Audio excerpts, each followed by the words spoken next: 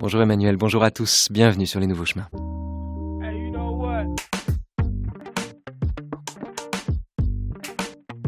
Diffusés tous les jours, de 10h à 11h, du lundi au vendredi, Les Nouveaux Chemins de la connaissance sont réalisés cette semaine par François Connac, avec Jean-Richard Dufour, Pierre Comon et Frédéric Caïrou à la technique, et préparé par Geneviève Méric, Géraldine Mosna-Savoie, Julien Tricard, Mathilde Unger, Adèle Van Rett.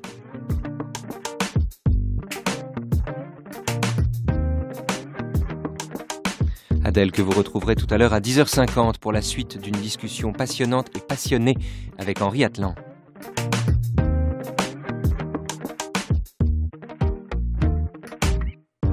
Suite et suite pour nous, pour vous, ce jeudi, d'une conversation sur Montaigne entamée hier avec Ali Ben Maklouf à Montaigne, dans le château qui fait face à la petite tour d'où il administrait son domaine et jouait avec tous les maux de la terre.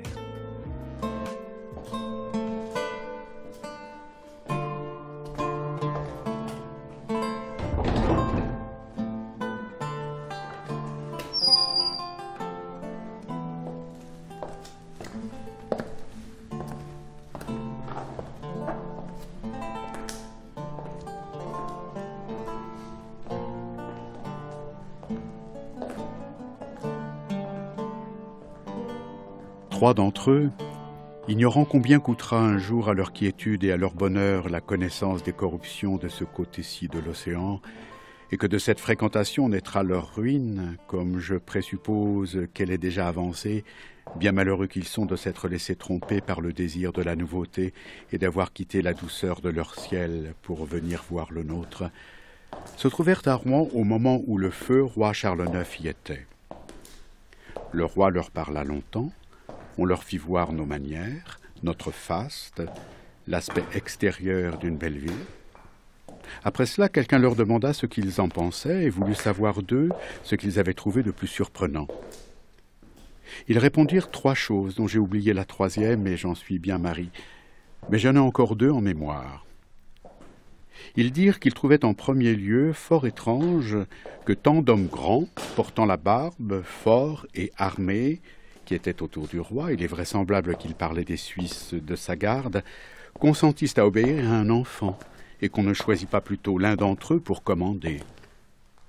Secondement, ils ont une expression de leur langage qui consiste à appeler les hommes moitié les uns des autres, qu'ils avaient remarqué qu'il y avait parmi nous des hommes remplis et gorgés de toutes sortes de bonnes choses, et que leur moitié étaient mendiants à leur porte, décharnés par la faim et la pauvreté. Et il trouvait étrange que ces moitiés-ci, nécessiteuses, puissent supporter une telle injustice sans prendre les autres à la gorge ou mettre le feu à leur maison.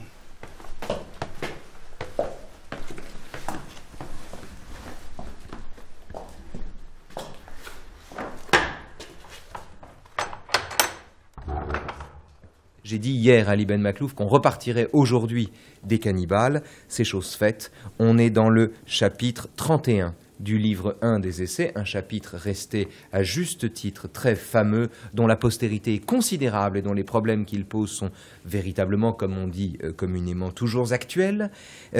Un chapitre qui se termine donc par cette rencontre entre le roi Charles IX et trois des cannibales à qui l'on pose des questions et dont les réponses attirent l'oreille de Montaigne. Deux petits points d'abord, l'attention que Montaigne porte aux cannibales, l'aveu qu'il fait d'avoir oublié le troisième. Ça, c'est extraordinaire. Là, on est pleinement chez Montaigne, c'est-à-dire qu'il confesse à l'intérieur même du récit la faillibilité de sa propre mémoire. Ça, c'est le premier point. Le second, on en a parlé hier, gorger et prendre à la gorge, donc l'humidité de la langue dont on va reparler aujourd'hui avec vous, Ali Ben Maklouf. Mais je voudrais juste qu'on s'arrête un instant sur la valeur des réponses que les cannibales font au roi Charles IX, la pertinence qui est la leur finalement, cette façon qu'a Montaigne, bien avant les lettres persanes de Montesquieu, de montrer comment le point de vue d'un étranger sur notre monde permet d'en manifester phénoménologiquement les absurdités. Au fond, l'étranger, c'est celui qui, n'étant pas engoncé par les préjugés du lieu où il se trouve, jette sur ce lieu un œil neuf et nous permet d'en voir l'absurdité, notamment le fait que des grands hommes barbus obéissent à un enfant. Paradoxe d'ailleurs que, d'une certaine manière, la Boétie avait déjà traité dans son traité de la servitude volontaire, dans son discours de la servitude volontaire, dans lequel la Boétie s'émerveillait, au fond, que nous choisissions d'obéir à des tyrans alors qu'il suffirait pour cela que la crainte se dissipe, au fond, et que pour les faire chuter. Ali Ben Makhlouf. Hein.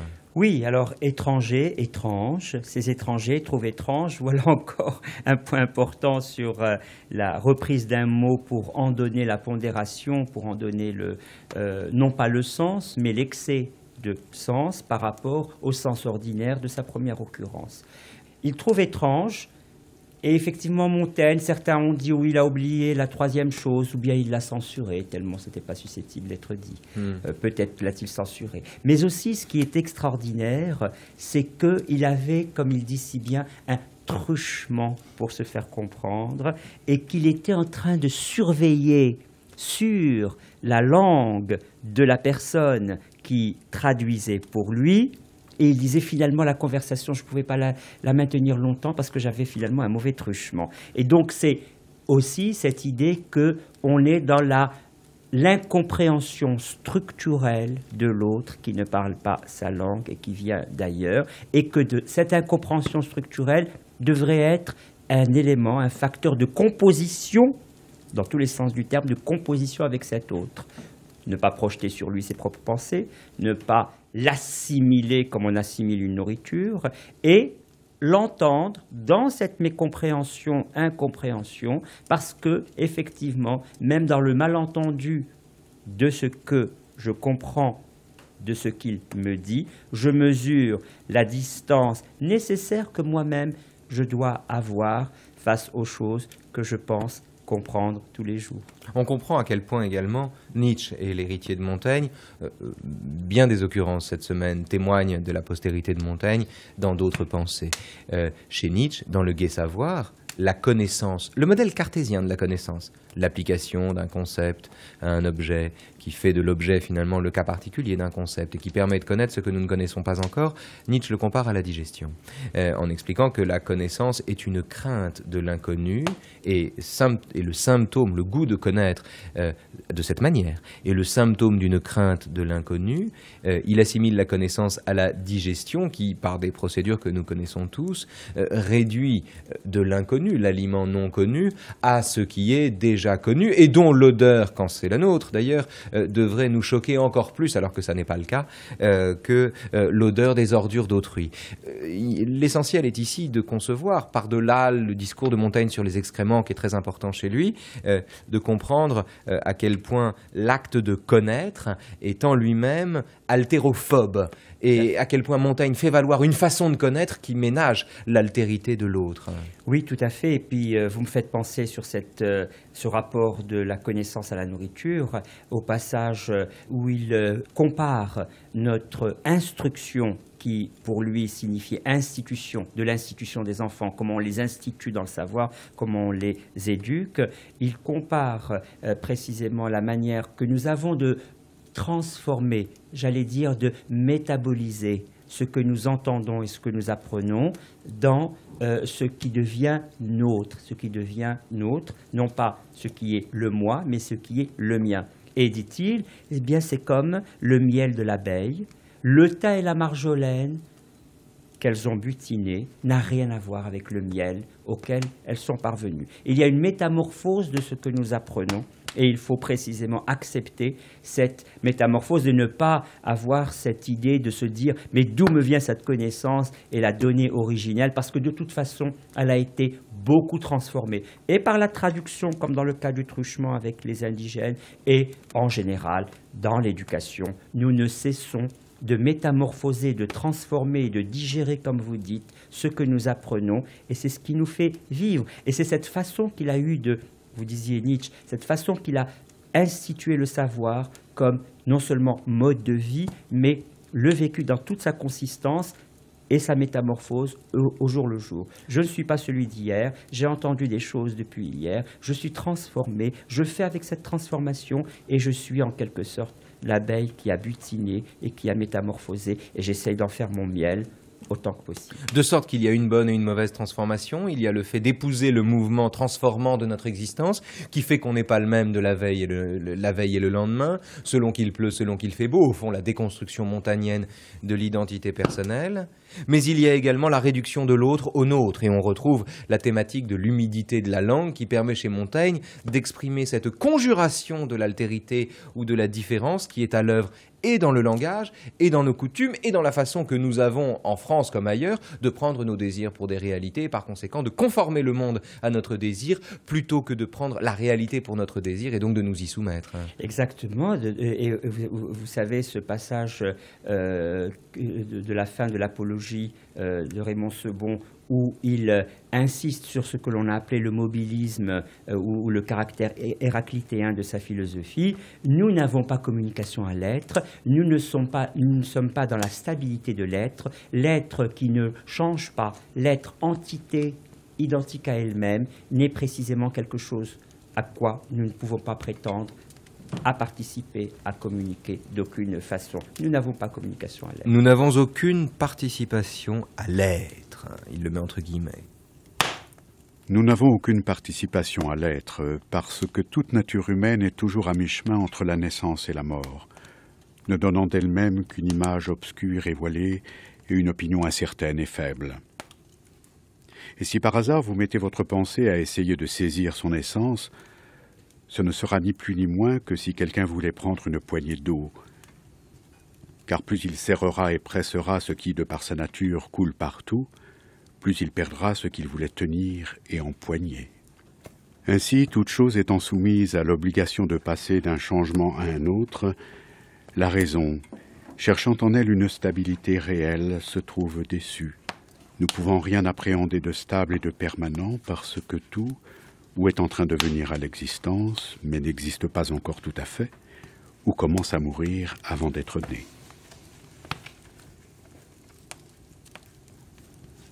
Ali Ben Makhlouf, Montaigne est attentif aux effets, il parle de causeurs, on l'a vu, à propos de ceux qui préfèrent les causes aux effets, qui vont en deçà ou au-delà de ce qu'ils voient, alors qu'il est suffisamment difficile de regarder ce qu'on voit.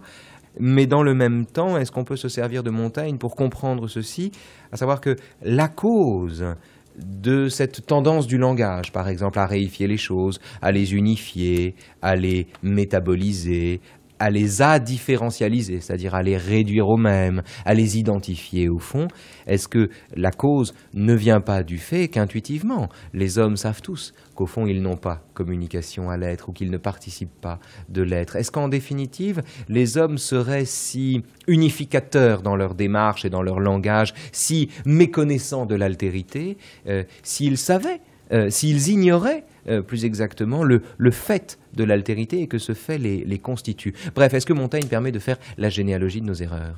Écoutez, c'est tout à fait juste ce que vous dites. Je pense qu'il irait dans votre sens et dirait que nous avons peur de notre ignorance. Nous craignons de... Donc nous la savons. Nous le savons, mais c'est effroyable de dire que nous sommes dans le mobilisme, de dire que je ne suis pas le même à deux instants différents du temps. Donc, je me crispe et je fixe l'être. Je fais une fixation d'être sur fond d'une crispation de peur. Et justement, vous le savez, même dans le langage, on l'entend. L'enfant est un être qui va devenir homme.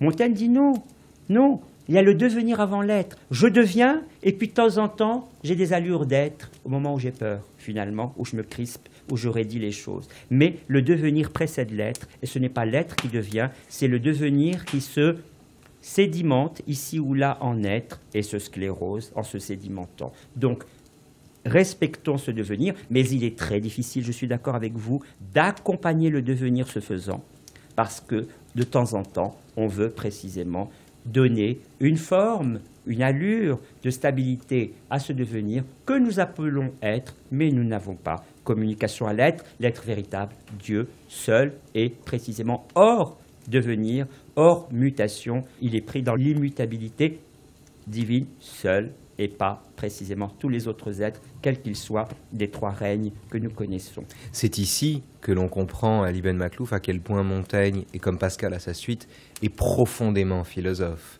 et à quel point ils reconduisent le projet d'une philosophie qui s'épuise à rechercher la sagesse, ou d'une philosophie qui entretient avec la sagesse un rapport asymptotique ou asymptoptique, comme on peut dire parfois d'ailleurs dans un néologisme merveilleux, dans la mesure où il s'agit pour Montaigne comme pour Pascal, Pascal dit qu'on ne se divertirait pas si on ne savait pas qu'on allait mourir, il s'agit pour Montaigne comme pour Pascal de présenter la philosophie comme une façon de nous montrer ce que nous savons déjà. Le problème n'est pas ce que nous savons tout. Nous savons que nous allons mourir, à partir de là, nous savons tout. Mais nous ne savons pas que nous le savons. Et le philosophe serait à ce moment-là ce mauvais coucheur qui nous mettrait sous les yeux ce que nous passons notre vie à essayer de ne pas savoir. Écoutez, c'est extraordinaire parce que vous venez de mettre en rapport les deux mots qui me semblent devraient toujours être mis en rapport. Nous nous divertissons parce qu'il y a la mort. Et il y a ce chapitre absolument splendide de la diversion de Montaigne, qui a donné le divertissement pascalien. Mais de la diversion, que dit-il? Il dit que finalement, on dit toujours travail de deuil, faire son deuil, mais ça ne dit pas du tout ce dont il s'agit. En réalité, on se divertit. Comment? Au sens où une personne à qui on va présenter ses condoléances, dit-il, je ne comprends pas pourquoi on continue à approfondir en elle le deuil, à lui parler de ce qui l'a fait souffrir. Il faut la divertir au bon sens du terme. Il dit, moi, quand je présente mes condoléances, je commence à parler de la personne qui est morte. Puis petit à petit, de sujet en sujet, je m'en éloigne jusqu'à parler de toute autre chose. Et je fais ce chemin et la personne en face de moi commence à bien aller et je me suis éloigné de ce qui la faisait souffrir. Et dit-il, on dit qu'avec le temps, le deuil se fait et les choses s'assouplissent. Ce n'est pas du tout cela. J'ai perdu Étienne de la Boétie il y a 25 ans. 25 ans après, la douleur est tout aussi vive que le premier jour. Mais je ne peux pas nier qu'entre-temps, j'ai eu plein d'autres cogitations, plein d'autres pensées qui n'ont pas affaibli, qui n'ont pas assoupli mon deuil, mais qui l'ont diverti. Et donc la diversion à prendre au sens fort, ce n'est pas se divertir au sens de ne pas faire attention aux choses. Non, c'est penser à autre chose pour ne pas rester dans la vivacité et la douleur de la pensée qui, précisément, me rappelle l'être cher perdu. On est ici au cœur du paradoxe des essais. C'est le livre joyeux, infiniment, indéfiniment joyeux, d'un homme qui est affecté par la plus grande tristesse possible. Ali Ben Maklouf. Oui, il est vrai, c'est cela. Alors, voyez, tout à l'heure, on a beaucoup parlé de la métamorphose des choses. Tout à l'heure, c'est hier pour nos auditeurs, mais allez-y, oui. Voilà, et tout à l'heure aussi, à propos de la manière dont on métabolise le savoir. Mais il y a quelque chose qu'on ne transforme pas. C'est précisément la mort de l'être cher. Et là, c'est de la diversion plus que de la métamorphose. Je pense à autre chose. Et effectivement, il y a de la joie dans cette manière de ne pas être constamment mal, parce que personne n'est longtemps mal qu'à sa faute. Personne n'est longtemps mal qu'à sa faute. Et donc, précisément, il y a un moment où je me départir de cette souffrance. Vous avez raison, c'est construire au maximum une joie de vivre, y compris dans la difficulté où je peux être, mais je ne dois pas, en quelque sorte, prendre à vice mon être pour approfondir mon chagrin. Il a perdu 2 ou 3, dit-il en nourrice, d'enfants. Certains disent, oh, donc il était indifférent à la mort de ses enfants, parce qu'il ne sait plus si c'est 2 ou 3. Et il dit, pas du tout. Je ne sais plus si j'ai perdu 2 ou 3 en nourrice, mais, dit-il, sans chagrin, du moins sans fâcherie, sans regret, du moins sans fâcherie, c'est-à-dire sans chagrin, mais il ajoute, il n'y a pas plus vive douleur. Ça veut dire quoi? Je fais un travail sur moi-même pour que le mal ne soit pas un mal d'opinion, puisque les mots nous affectent surtout par le jugement que nous portons sur les choses, mais face aux choses elles-mêmes, j'ai ma manière de faire. Et ma manière de faire, c'est précisément de ne pas m'installer dans la vivacité de ma douleur. Et donc, je dis sans chagrin, sans fâcherie, sans regret, parce que tout cela, ce sont des opinions, et je travaille sur moi pour être dans la joie, même si la vivacité de la douleur d'avoir perdu mes enfants est forte. Ainsi, et c'est ce que lui enseigne la mort des autres, le vrai problème de Montaigne, c'est la douleur, c'est pas la mort.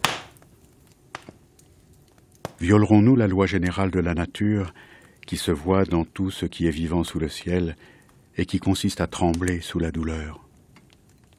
Les arbres eux-mêmes semblent gémir sous les coups qu'on leur donne. La mort ne se sent que par la réflexion, vu que c'est l'acte d'un instant. Et la mort cause moins de mal que l'attente de la mort. 1000 bêtes, 1000 hommes sont plus vite morts qu'ils ne sont menacés. Et à la vérité, ce que nous disons craindre principalement dans la mort, c'est la douleur, sa coutumière avant-coureuse. Oui, alors beaucoup ont rapproché ce passage des points cardinaux du bouddhisme, précisément sur la douleur. Moi, je voudrais revenir sur un autre point important sur cette question de la douleur. Vous avez tout à fait raison de vous y arrêter. Je hais la pauvreté à pair de la douleur. C'est-à-dire qu'en fait, la pauvreté ne touche pas l'humanité entière. Elle touche aujourd'hui, on le sait, 2 milliards d'individus.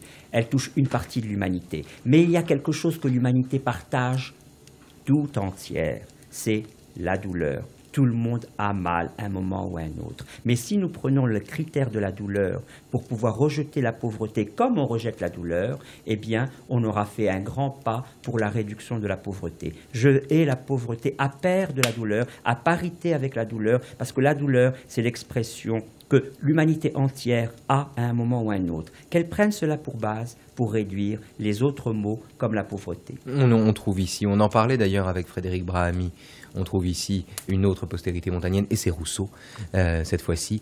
Rousseau, quand il est magnifique, quand il est généreux, ça lui arrive pas toujours, mais quand il est magnifique, quand il parle de pitié, est effectivement montagnien. Cette répugnance innée à voir souffrir son prochain, que ce prochain soit un homme ou un animal d'ailleurs chez Rousseau, est proprement montagnenne. Cette ouverture que Montaigne propose à l'individu, cette conscience aiguë qu'il a de la douleur des autres, et qui justifie en un sens d'ailleurs qu'il se terre ou qu'il se réfugie dans le lieu où nous nous trouvons pour parler de lui, cette conscience aiguë là de la douleur d'autrui, ce paradoxe qui consiste à souffrir des douleurs qui nous sont épargnées, Montaigne le théorise et Rousseau s'en inspire pour en faire un projet politique presque. Tout à fait. Vraiment, Montaigne a été le thym et la marjolaine pour Descartes et pour Rousseau. Ils ont puisé en lui beaucoup de choses qui ont fait le miel de leur philosophie. Je pense à des phrases, vous savez, pour Descartes, par exemple, on ne cesse de dire la phrase phare dans le discours de la méthode, « L'homme est comme maître et possesseur de la nature ». Mais vous savez, c'est une transformation. Comme maître et possesseur. Comme maître et possesseur de la nature. Et ça lui vient de Montaigne, qui avait dit « Dieu est maître et possesseur de la créature ». Alors Descartes bascule Dieu en homme et il ajoute le « comme » et il supprime créature, il met nature. L'ouverture du contrat social. L'homme est né libre et partout il est dans les fers. C'est dans Montaigne. L'homme est né libre et il est enfermé en quelque endroit. Donc, vous avez tout à fait raison d'associer la grande philosophie reconnue Descartes et Rousseau de Montaigne aux divagations erratiques d'un homme qui écrit en marchant dans sa librairie, dans sa tour, loin du monde. Et oui, et nous militons, je sais, vous et moi, si on peut parler de militantisme, pour que Montaigne soit reconnu comme un philosophe à part entière. Et ce n'est pas précisément parce qu'il parle à propos et hors de propos. Ce n'est pas parce qu'il ne systématise pas. Ce n'est pas parce qu'il n'a pas des paragraphes abstraits, mais parce qu'il parle toujours par anecdote, par histoire, un grand respect de l'histoire. Il réconcilie les philosophes avec l'histoire. Vous savez que les philosophes sont fâchés avec l'histoire. Ils sont toujours dans l'être, dans la totalité, dans le système. Je ne vais pas généraliser, mais tout de même dans les cursus universitaires, on n'apprend pas assez aux philosophes de réfléchir à partir de l'histoire. Eh bien, Montaigne, du fait qu'il a fait ce travail, eh bien, on considère, bon, peut-être qu'il n'est pas tout à fait philosophe, parce qu'il y a des anecdotes partout, il nous parle du roi de Navarre, il nous parle de ceci, de cela, mais il est précisément philosophe parce qu'il a enchevêtré toutes les pratiques de la connaissance humaine. Je pense en particulier, voyez, dans sa manière de faire l'éloge de Plutarque. Plutarque, dit-il, je ne comprends pas que Jean Bodin ait pu dire que Plutarque nous raconte des histoires incroyables. C'est le livre 2, chapitre 32. Pourquoi? Mais il ne nous parle pas de choses incroyables, dit Montaigne. Il rapporte des choses en disant comme on dit. C'est-à-dire qu'il cite et il rapporte ce qu'il a entendu. Je ne peux pas transmettre tout ce à quoi j'adhère. Je peux transmettre beaucoup de choses à quoi je n'adhère pas. Pourquoi fait-on cette association entre dire et croire? Je peux dire des choses sans y adhérer. Je peux faire une dissociation entre le dire et le croire. Et en cela, Plutarque est extraordinaire. Et, dit-il, comme il dit les choses diversement et contrairement, il me laisse donner à la réalité les multiples visages qu'elle a et ne pas trancher à ma place. Il y a ce très joli passage où il dit je fais la défense de Plutarque uniquement pour ce point, si c'est possible. Il rapporte un roi de Sparte, précisément, de qui on a dit deux choses. Il ne saurait être bon puisqu'il n'est pas mauvais aux méchants, puisqu'il a plein de mansuétude, donc il pardonne aux méchants. Donc, il ne saurait être bon, puisqu'il n'est pas mauvais aux méchants. Et il ajoute, tout aussi bien plus tard, il faut bien qu'il soit bon, puisqu'il l'est aux méchants même. Eh bien, faites votre jugement. Il ne tranche pas.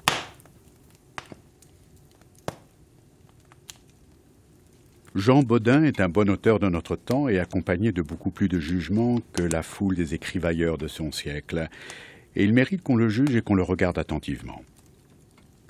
Je le trouve un peu hardi dans le passage de sa méthode de l'histoire, où il accuse Plutarque non seulement d'ignorance, point sur lequel je l'aurais laissé dire car ce n'est pas de mon gibier, mais le blâme aussi d'écrire souvent des choses incroyables et entièrement fabuleuses. Ce sont ses mots. S'il avait dit simplement d'écrire les choses autrement qu'elles ne sont, ce n'aurait pas été une grande critique, car ce que nous n'avons pas vu, nous le recevons des mains d'autrui et sur sa foi, et je vois qu'il raconte parfois de manière différente une même histoire, comme par exemple le jugement fait par Hannibal sur les 3 meilleurs chefs d'armée qui eussent jamais existé. Il est d'une façon dans la vie de Flaminius et autrement dans celle de Pyrrhus. Mais lui imputer d'avoir pris pour argent comptant des choses incroyables et impossibles, c'est accuser l'auteur le plus judicieux du monde de manquer de jugement. Et voici l'exemple de Jean Bodin. Comme, dit-il, quand Plutarque raconte qu'un enfant de Lacédémone se laissa déchirer le ventre par un renardeau qu'il avait dérobé et qu'il tenait caché sous sa robe, au point de mourir plutôt que de révéler son larcin. Je trouve en premier lieu cet exemple mal choisi, parce qu'il est bien difficile de borner les efforts des facultés de l'âme, tandis que nous avons plus de possibilités de marquer les limites et de connaître les forces corporelles. Et pour cette raison, si c'eût été à moi de prendre un exemple, j'en aurais plutôt choisi un de cette seconde sorte. Et il y en a de moins croyables dans cette catégorie, comme, entre autres, ce qu'il raconte de Pyrrhus, à savoir que, tout blessé qu'il était, il donna un si grand coup d'épée à l'un de ses ennemis, armé de toutes pièces, qu'il le fendit du sommet de la tête jusqu'aux pieds, en sorte que son corps se partagea en 2 parties.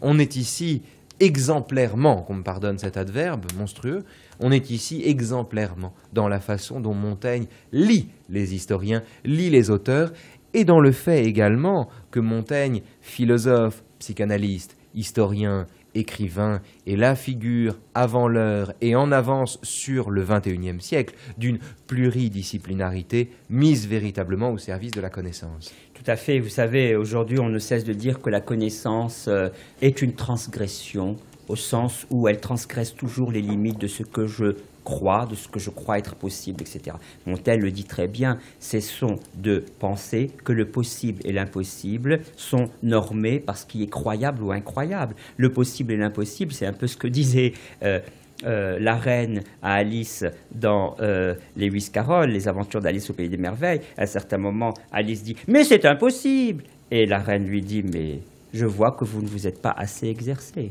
C'est-à-dire que l'impossible est souvent l'inusité. L'impossible est l'inusité. L'impossible, ce n'est pas l'incroyable. Ou l'inaccoutumé. Et nous mesurons tout par les normes de notre créance, pour reprendre l'expression de Montaigne, notre croyance, alors que nous devons peut-être prendre en bride notre créance, comme il le dit si bien, pour nous laisser habiter par l'étrange, par le merveilleux. Est-ce que vous reprenez à votre compte l'idée de se laisser altérer Oui, oui, au sens où les choses nous traversent, mais tout de même, je me méfie de la porosité de la réalité parce que ça peut donner des psychotiques. Donc, je dis pas qu'il faut être poreux à l'égard de la réalité. Mais au sens de devenir autre. Au sens de devenir autre, nous ne cessons de devenir autre. Nous ne cessons de devenir autre. J'en sais quelque chose pour avoir traversé la Méditerranée il y a 32 ans et de vivre en France et puis au Maroc. C'est curieux parce que vous m'avez fait penser à une expression marocaine sur le renardeau qui déchiquette complètement. En fait, il y a une radicalité de langage qui n'est pas nécessairement quelque chose à croire. On radicalise par le langage quelque chose qui n'existe pas. Il y a une expression proverbiale marocaine pour dire que quelqu'un est obstiné. On dit il est tellement obstiné que même si on lui met un chat dans sa culotte, il garderait les mêmes idées. Donc il se laisserait complètement griffer. Mais il reste sur ses idées pour marquer l'obstination. Parfois, on radicalise une pensée, mais ça ne veut pas dire que c'est quelque chose qu'il faut croire à la lettre. Vous avez traversé la Méditerranée, Ali Ben Maklouf. Votre nom l'indique. Vous avez traversé la Méditerranée et vous faites traverser Montaigne dans l'autre sens, puisque vous avez entrepris la traduction en arabe des essais. Rappelons que les essais existent en arabe, mais sous un texte qui a plus de 4 siècles. Non, c'est-à-dire qu'en réalité, il n'a jamais été traduit dans son entier dans le monde arabe. Pas en entier, voilà. Il y a eu, pour l'usage des enseignants, certains ont traduit quelques petits passages, je ne dis pas un essai dans son entier. Donc il n'y a aucune édition au jour d'aujourd'hui, c'est assez incroyable pour le coup, des essais de Montaigne. Donc ni du XVIe au XXe, XXIe siècle, c'est une immense lacune. Quelques enseignants que je connais le traduisent pour leurs étudiants, mais si vous voulez en le paraphrasant, mais il n'y a aucune édition. Et donc je me suis lancé dans cette entreprise un peu folle, j'avoue, de le traduire parce qu'effectivement, il y a la barrière de la langue du XVIe, il y a beaucoup de choses. Quand il dit la justice énorme, c'est la justice hors norme, la justice énorme de ceux qui attisent la guerre en pensant qu'elle est juste, mais vous le savez, ils ne l'attisent que parce que c'est la guerre. Donc il y a beaucoup de faux amis, mais ma foi, c'est une très belle aventure et faire arriver Montaigne dans la langue arabe, ce serait pour moi effectivement, en espérant que cette expérience aille jusqu'au bout, parce que quand même il y a 1500 pages, eh bien ça serait pour moi vraiment une grande satisfaction de le faire. Mais Ali Ben Maklouf, comment est-ce que vous allez restituer l'humidité de la langue à laquelle vous êtes si attentif? Gorge et gorgée par exemple, en arabe, comment on fait? Comment est-ce que vous allez restituer tous ces jeux de mots, l'autre et le nôtre? Bref, comment allez-vous traduire un tel texte? Et d'abord, une difficulté par sa longueur, sa difficulté, sa finesse, le fait que ce soit le français du XVIe siècle, mais aussi par le génie propre de Montaigne, qui pour le coup, et c'est le problème de tous les traducteurs d'ailleurs, se heurte à des jeux de mots. Quand on lit Shakespeare en français, on en perd aussi bien souvent la substance. Comment faire pour préserver la substance du texte montagnien en arabe? Eh bien, écoutez, il est vrai que c'est un immense problème. Il faut accepter ce que certains appellent une indétermination de la traduction, une forme d'indétermination. On n'est pas dans la correspondance, mais il faut resserrer au maximum le réseau entre le texte premier et le texte d'arrivée. Et une traduction est nécessairement approximative, mais j'entends approximative au sens scientifique, c'est-à-dire une précision suppose toujours une approximation. Si je dis qu'il fait 26 degrés, je dis qu'il fait chaud. Si je dis 26 degrés 2 ou 25 degrés 8, je n'ai pas dit la même chose, mais je suis très précis, mais précis dans une marge, non pas d'erreur, mais une marge d'incertitude. Et j'espère que la traduction, j'y crois beaucoup, la traduction avance dans la précision comme les sciences, sans prétendre à la certitude, comme les sciences ne prétendent pas à la certitude, mais prétendent à la précision et non pas à la certitude. C'est l'ancien logicien qui dit ça. Quand vous avez traversé la Méditerranée, vous avez travaillé sur Frege, Ali Ben Maklouf. Tout à fait. Comment on en vient du très sec Frege à l'humide Montaigne? Oui, vous avez raison. Le rêve est passé par là, parce que nos rêves sont humides, comme dit si bien Bachelard, l'imaginaire hydrant. Dans l'eau et les rêves, il parle de l'imaginaire hydrant, il parle de la manière d'être dans un seuil conceptuel en deçà de nos classifications. Nos rêves, comme vous le savez, se lèvent complètement la barrière de nos classifications du jour. Après avoir beaucoup classé, après avoir fait beaucoup de choses autour des catégories d'Aristote et d'Averroès, je me suis et bien sûr de la logique frégéenne et des modes d'inférence. Je me suis mis dans Montaigne. Alors je fais cet aveu un peu, oui, avec émotion, c'est que j'étais venu en France pour faire des études de lettres, j'ai fait de la philosophie, et Montaigne me permet d'avouer 30 ans après que j'aime beaucoup la langue française.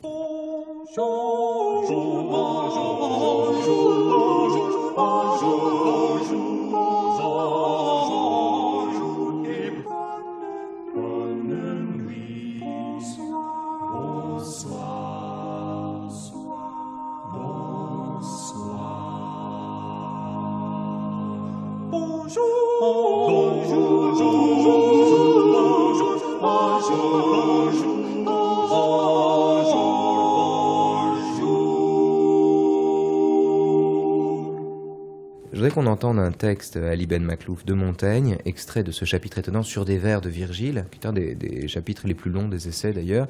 Un texte qui combine la mort, le deuil, la question de la digestion et l'humidité de la langue. Il dit ceci. Il y a des peuples qui se cachent en mangeant. Je connais une dame, et des plus grandes, qui a cette même opinion, à savoir que c'est une attitude désagréable que celle d'une personne en train de mâcher, qui enlève aux femmes beaucoup de leur grâce et de leur beauté, et elles ne se présentent pas volontiers en public avec de l'appétit. Je connais aussi un homme qui ne peut supporter de voir manger ni qu'on le voit manger, et il cherche à éviter toute présence, plus quand il s'emplit que s'il se vide. Dans l'empire du Grand Turc, on voit un grand nombre d'hommes qui, pour exceller sur les autres, ne se laissent jamais voir quand ils prennent leur repas, qui n'en font qu'un dans la semaine, qui se déchiquettent et se balafrent la face et les membres, qui ne parlent jamais à personne. Ce ne sont là que des fanatiques qui pensent honorer leur nature en se dénaturant, qui s'estiment de se mépriser et croient s'améliorer en se détériorant. On est ici en pleine altération ou différenciation, justement, avec toujours, et c'est pour ça que je cite ce passage, ce jeu sur le langage qui permet finalement de faire le lien entre ce qui se distingue. Distinguo est l'article le plus universel de ma logique, disait Montaigne. Cette distinguité ou cette distingation, pour le dire de façon barbare, cet art de se distinguer que Montaigne met en évidence s'accommode forcément ou passe forcément, comme le miel permet de faire passer l'absinthe, de langage et de mots qui se ressemblent. Ici, c'est la nature qui se dénature. Oui, la nature qui se dénature parce qu'on force tellement par ascétisme notre nature et on dénature. C'est un passage absolument merveilleux parce qu'il reprend ce que vous disiez tout à l'heure. Nous avons beaucoup de mal à estimer notre être. Nous n'avons pas communication à l'être, comme vous dites si bien, avec un E majuscule. Mais nous n'estimons pas notre être. Et donc, nous avons à vice notre être. Et Montaigne est absolument attentif à cette manière, que j'appelle, entre autres, la pulsion de mort, où nous nous détournons des choses que nous goûtons. Nous ne voulons pas que les autres nous voient manger. Il dit autre chose aussi, il dit « Tout le monde se précipite à voir quelqu'un mourir et personne n'est là quand quelqu'un naît ». C'est-à-dire que nous avons horreur de notre être, il va jusqu'à ce point. Nous prenons notre être à défaut et nous ne sommes pas installés dans la vie, mais nous sommes précisément à chercher à voir mourir et non pas à voir naître. Quel monstrueux animal, dit-il, qui se fait horreur à soi-même, à qui ses plaisirs pèsent, qui se tient à malheur. Et c'est exactement dans ce chapitre que vous venez de citer, sur des vers de Virgile. Qu'est-ce qui fait que, précisément, nous sommes dans cette forme de dénaturation de notre être et que nous, par exemple, pour l'acte sexuel, pareil, il dit nous appelons brutal l'acte, opération brutale, l'acte qui nous fait naître. Pourquoi appelons opération brutale l'acte qui nous fait naître? C'est un Montaigne qui, grâce aux mots, cherche à nous montrer tout de même dans quoi nous sommes enfermés quand on les prend pensons-nous avec ordre et suite, et qu'on on oublie combien leur poids pourrait nous faire réfléchir, j'allais dire pour une réforme de l'existence, c'est trop dire, mais en tous les cas, pour une lucidité sur les limites dans lesquelles nous enfermons parfois nos possibilités. On a vu avec Frédéric Brahamy à quel point Montaigne, quoique sans illusion, n'était pas cynique. Notamment ce qu'il dit de la cruauté en témoigne. Mais pas seulement, hein.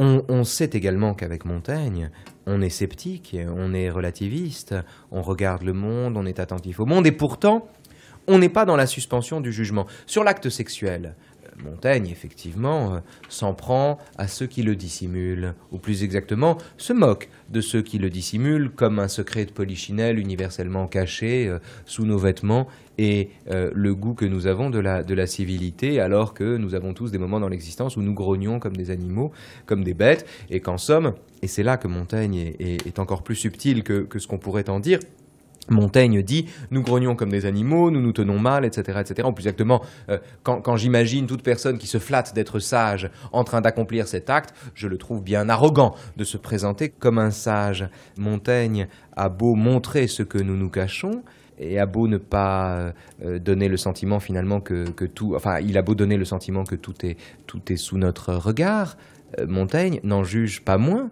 les individus.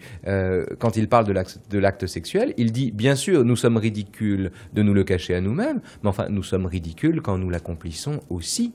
De la même manière sur les cannibales, bien sûr, nous ne pouvons pas juger des autres, en particulier nous-mêmes, car nous sommes mal placés, tout homme est mal placé pour en juger un autre.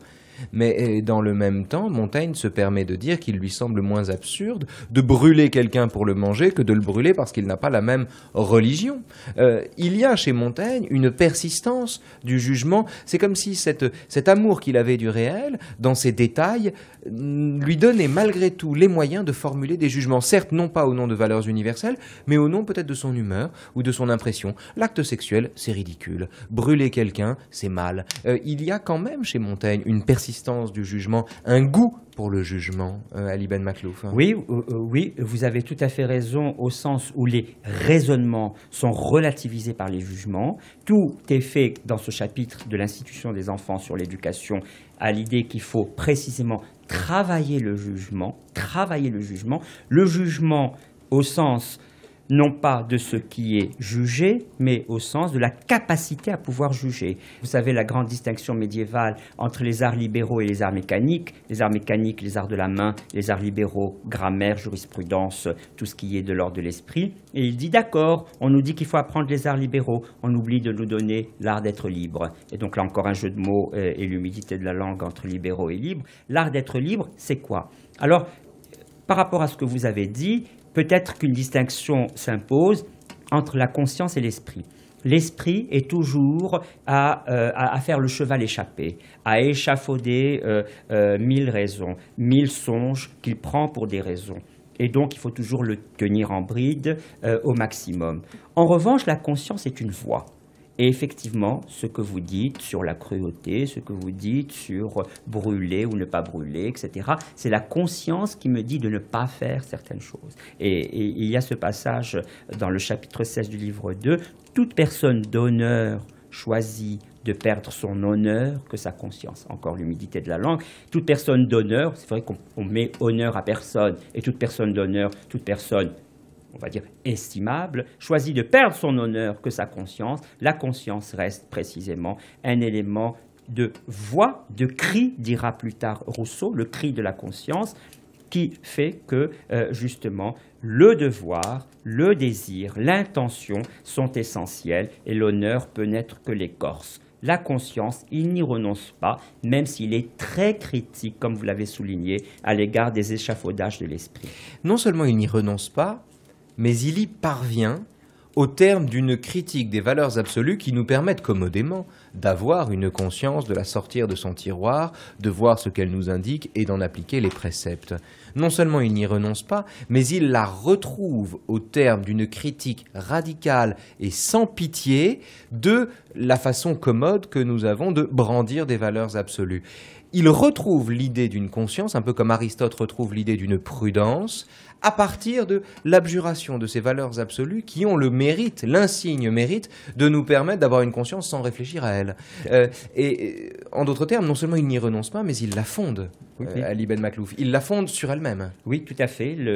Comme voix, comme cri, en tous les cas, certainement pas comme quelque chose qui va avoir comme la raison la souplesse d'aller d'un contraire à l'autre. Parce que comme cri et voix, le cri n'a pas de contraire, une voix n'a pas de contraire, le corps aéré de la voix qu'est la langue n'a pas de contraire. Tout cela est de l'ordre de la conscience. Et en revanche, les raisons, je peux toujours présenter une raison et présenter une raison adverse. Je peux faire au XVIe siècle beaucoup de choses autour de Ptolémée et tout aussi bien autour de Copernic, 1543, l'hypothèse copernicienne. Bien, donc la raison est souple dans sa manière d'aller d'un contraire à l'autre. La conscience ne va pas d'un contraire à l'autre. La conscience s'aiguise, la conscience c'est l'œil ouvert sur le monde. Et la grande difficulté, vous avez raison, aller au maximum du côté de la conscience, c'est aussi faire tomber tous les faux semblants.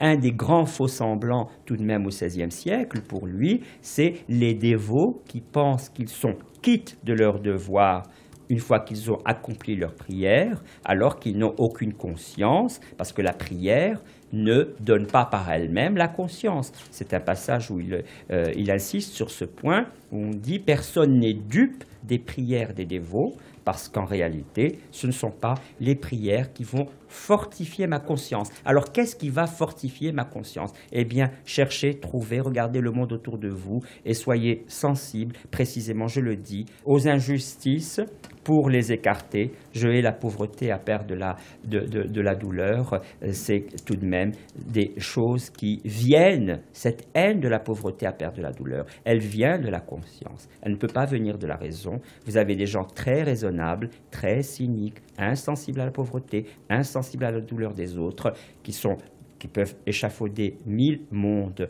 pour le nôtre sans avoir 1 gramme de conscience. Ainsi, il y a une éthique du jugement chez ce grand sceptique, il y a une conscience chez ce déconstructeur de l'identité, une méfiance de la connaissance livresque chez l'homme le plus cultivé de son temps, et un grand courage chez cet homme prudent. Oui, paradoxe dans les expressions, mais pas paradoxe dans la conscience.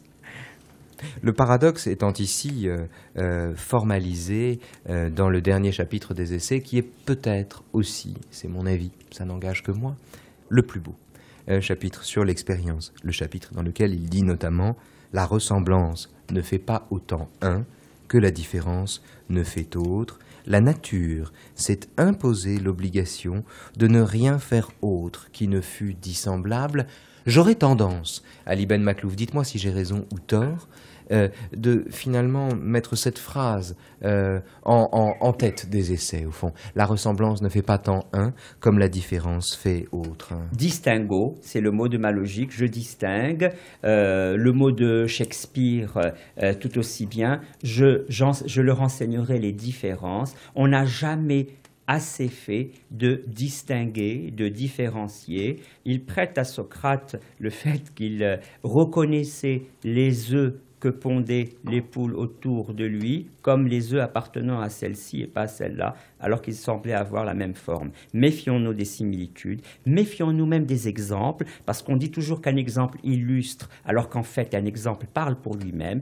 Tout exemple cloche. L'exemple cloche, c'est une expression de Montaigne. C'est-à-dire que je ne peux pas accréditer une idée par un exemple qui va devenir en quelque sorte paradigmatique, échantillon de mesure d'autres idées, mais qui en même temps va effacer, comme toute pensée abstraite, des éléments qui devraient être présents. Et c'est toute la difficulté de Montaigne, comment ne jamais se hisser à un universel abstrait, à une abstraction aipharesis qui procède toujours par soustraction, comment restituer au monde toute sa consistance. Parfois, c'est une émotion de le lire, parce qu'on voit qu'il y arrive. Et puis il dit, encore n'en suis-je pas sûr, il dit quelque chose, il l'illustre par un exemple, l'exemple dont il se sert lui permet de douter de ce qu'il vient de dire, alors que l'exemple était employé à illustrer son propos. C'est le premier chapitre, vous citez le dernier, je cite le premier des essais, où nous rions et pleurons des mêmes choses, et où nous utilisons un moyen qui peut se révéler aller dans un sens plutôt qu'un autre. C'est aussi aussi ce magnifique chapitre sur la fortune qui se rencontre au train de la raison au train de la fortune. Très souvent, nous n'écoutons pas assez les opportunités qui peuvent précisément se révéler d'un meilleur usage pour nous, et nous restons enfermés dans une idée de laquelle nous ne voulons pas nous départir. Je suis peintre, je n'arrive pas à tracer, dit-il, à peindre ce chien avec sa bave, je m'énerve, je jette le pinceau, ça fait une magnifique bave. La raison au train de la fortune. C'est la science qui crée la difficulté. Nous ouvrons la matière et nous l'épandons en la délayant. D'un sujet, nous en faisons 1000, et en multipliant et en divisant, nous en arrivons à l'infinité des atomes d'Épicure. Jamais 2 hommes ne jugèrent pareillement d'une même chose, et il est impossible de voir 2 opinions exactement semblables, non chez différents hommes, mais chez un même homme, à différentes heures. Nous obscurcissons et ensevelissons l'intelligence, nous ne parvenons plus à la connaître que lorsque tant de clôtures et de barrières veulent bien le permettre. Oui, parce que nous n'arrivons jamais à reconnaître que nous sommes prestidigitateurs de nous-mêmes et qu'il n'y a pas plus monstre que soi, il le dit clairement, plus monstre et miracle que soi-même. Et donc nous pensons que nos idées d'un moment à l'autre vont pouvoir être pleinement direction de notre conscience. Il faut sans cesse écouter autour de soi et réviser. Moi, je fréquente beaucoup les médecins au Comité consultatif national d'éthique et ils me donnent des leçons tous les jours. Ce sont des gens qui doutent tout le temps. Ils savent que leur savoir est frappé de péremption à chaque moment. Ils savent que d'une année à l'autre, il faut se remettre à l'étude. Je n'ai jamais vu des gens dans le doute installés aussi bien que les médecins, qui sont au plus près des gens pour les soigner, qui sont au plus près du savoir qui change. Et il est vrai, il faut sans cesse ne pas évaluer positivement le savoir que nous avons. C'est pourquoi vous citez Montaigne qui dit « Méfions-nous de tout ce savoir que j'ai accumulé ». Sans cesse, il est faillible, mais s'installer dans cette faillibilité, ce n'est pas confortable, mais c'est peut-être quand même le signe d'un grand esprit. Oh, que c'est doux, que c'est un doux et molle oreiller et sain, que l'ignorance et l'insouciance d'apprendre pour reposer une tête bien faite. Oui, l'ignorance docte est magnifique. Certes, ce n'est pas l'ignorance abécédaire, ce n'est jamais quelqu'un qui a dit qu'il fallait rester au stade de la non-alphabétisation. L'ignorance abécédaire est une chose, mais l'ignorance docte, celle qui a tout mesuré, tout pondéré, et qui sait que, eh bien, quand on tranche, on exclut. Et comment précisément vivre avec des alternatives hypothétiques, comment vivre avec ce qui n'a pas lieu, qui aurait pu avoir lieu, ce qui n'est pas advenu, qui aurait pu advenir, qui pourrait advenir, et comment modaliser sans cesse notre rapport à ce qui existe. Ce qui est peut être autrement à chaque moment et peut se révéler plus profitable que ce que j'avais souhaité et qui n'est pas réalisé.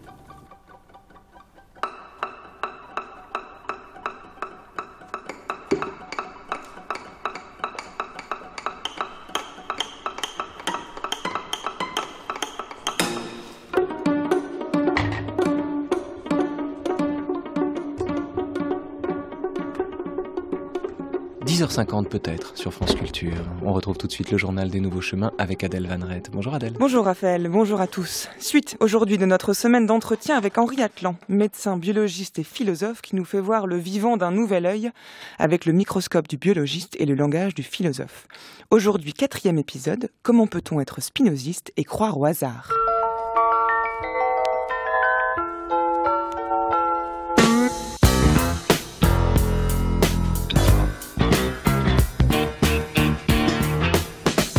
Bonjour Henri Atlan.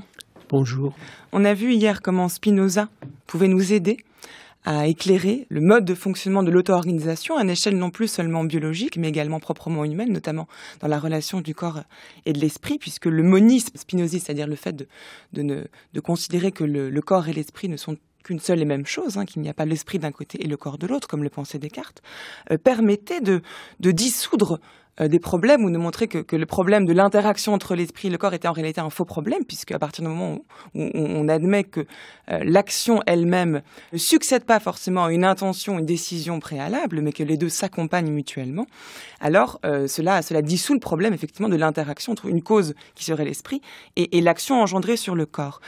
Mais il y a un problème, cependant, puisqu'on a parlé les jours précédents de l'importance du hasard dans la notion d'organisation, puisque le hasard était ce qui induisait le changement et donc répartissait les différents éléments entre eux pour produire cette organisation, cette auto-organisation. Or, comment peut-on d'un côté se servir, utiliser et puiser dans le déterminisme, spinozisme, des éléments de compréhension de l'auto-organisation, et de l'autre, introduire et accorder une part aussi importante au hasard. Parce qu'on ne peut pas dire que Spinoza soit le penseur du hasard, bien au contraire. En effet, Spinoza est le penseur du déterminisme absolu, mais il faut bien se rendre compte que quand nous invoquons le hasard dans des phénomènes naturels, et aussi bien d'ailleurs naturels humains que les autres, eh bien, on peut concevoir le hasard de deux façons différentes. Soit on conçoit le hasard comme quelque chose d'intrinsèque à la nature des choses, donc qui s'oppose radicalement évidemment au déterminisme, soit au contraire, on conçoit le hasard comme la conséquence de notre ignorance d'une partie des causes. Autrement dit, on peut parfaitement admettre un déterminisme absolu de tous les phénomènes naturels, comme le fait Spinoza, mais admettre aussi en même temps, comme il le fait lui-même aussi, que nous ne connaissons pas toutes ces causes-là. Donc un hasard ontologique et un hasard par ignorance. Par ignorance. Exactement. Et Spinoza lui-même, eh bien, évidemment, tient compte de ce qu'il appelle la contingence, en soulignant bien que la contingence des choses provient de notre ignorance, bien sûr. Mais cette ignorance aussi est irréductible, c'est-à-dire nous n'avons pas une connaissance infinie de la totalité des déterminismes. Alors, à partir de là, eh bien, on est bien obligé d'utiliser le hasard sous une forme ou sous une autre.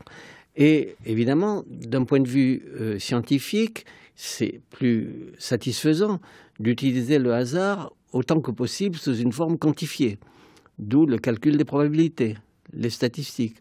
Et il faut rappeler que un autre grand prédicateur du déterminisme absolu, qui était Laplace, qui considérait qu'en effet, le monde est totalement déterminé et que si nous avions la connaissance de l'état du monde à un instant donné, dirons, eh bien, on pourrait, en principe, déterminer, connaître tout ce qui a précédé et tout ce qui va suivre.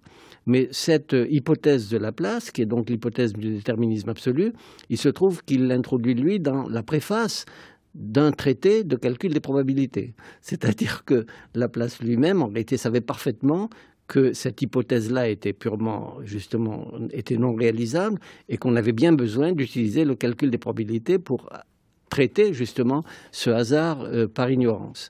Alors, compte tenu de cela, en effet, il est tout à fait concevable d'imaginer que nous sommes confrontés à des situations de changement de systèmes que nous observons.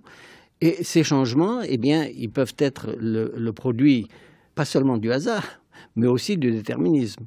C'est-à-dire qu'il se trouve que quand nous étudions des systèmes dans la nature, eh bien, nous n'avons pas affaire qu'à du hasard. Nous avons affaire aussi à des déterminismes dans la mesure où nous les connaissons.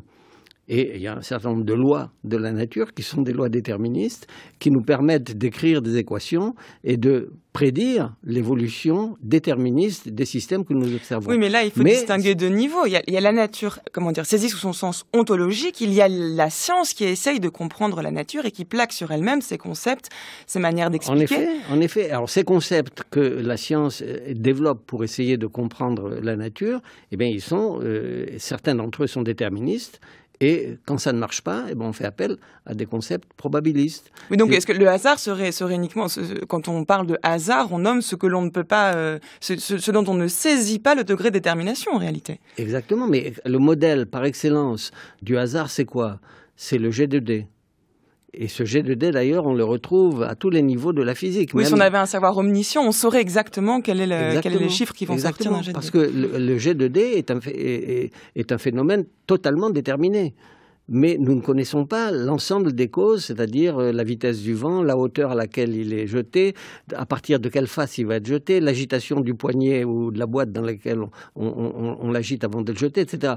Donc toutes ces causes-là mises ensemble, eh bien, produisent un résultat qui peut être traité sur le mode probabiliste, ce qui est tout à fait, enfin, plus qu'intéressant et intriguant même d'ailleurs, le fait que la loi des grands nombres puisse s'appliquer à ce moment-là. Donc quand vous parlez de hasard dans le modèle de l'auto-organisation, ce n'est pas le hasard en tant que tel, ce sont les limites du cerveau humain à essayer de saisir, de donner un sens à ce qu'il voit. En effet. Il parle de hasard, c'est en ça que c'est proprement spinoziste, c'est l'ignorance des causes réelles. Absolument, absolument. Rien n'empêche en tout cas d'interpréter le hasard de cette façon-là. Merci beaucoup Henri Atlan. Je rappelle le titre de votre livre, Le vivant post-génomique ou qu'est-ce que l'auto-organisation? On trouve ça aux éditions Odile Jacob. Merci, à demain.